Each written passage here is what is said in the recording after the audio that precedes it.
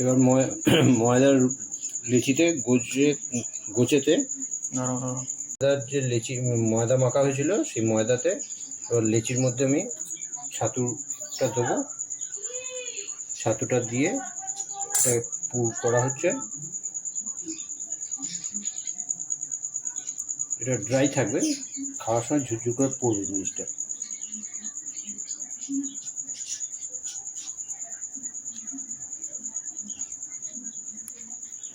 এই লেচিটা নিয়ে গোল করে বেলা হচ্ছে, এটা এবার সেঁকা হবে। তাওয়াতে দিচ্ছি, এটা ভাজা হবে, সেঁকা হবে এটা।